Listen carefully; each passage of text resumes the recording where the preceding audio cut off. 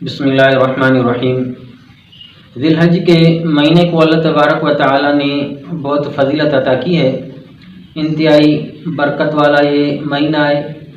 خصوصاً اس ماہ کے پہلے 10 دن جو ہے وہ انتہائی فضیلت والے ہیں۔ ان دنوں میں عبادت کا ثواب بھی بڑھ جاتا ہے اور ان دنوں میں اللہ تبارک و تعالی کو عبادت بھی قبول ہوتی ہے۔ خصوصاً ذی الحج کے اس 10 دنوں میں بعض عبادتیں ایسی ہیں جو سال کے اور دنوں میں ادا نہیں ہوتی ہیں،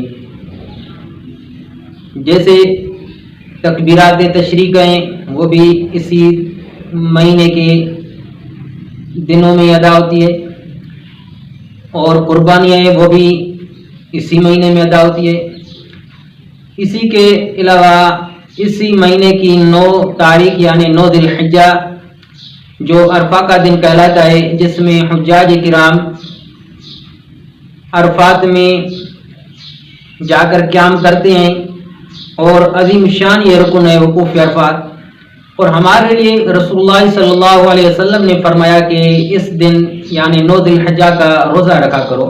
اس کا ثواب کتنا ہے؟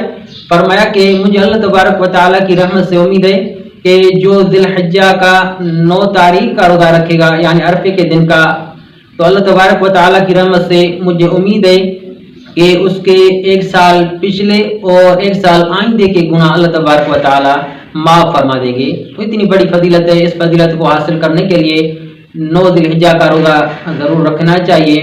اور جو احادیث میں یا قرآن پاک میں اعمال پر گناہ کی معافی کا اعلان ہوتا ہے، اس سے مراد صغیرہ گناہ ہوتے ہیں، کبیرہ گناہ نہیں، کیونکہ کبیرہ گناہ توبہ کے سوا معاف نہیں ہوتے، توبہ کے بعد وہ گناہ معاف ہوتے ہیں۔ السلام علیکم ورحمۃ اللہ۔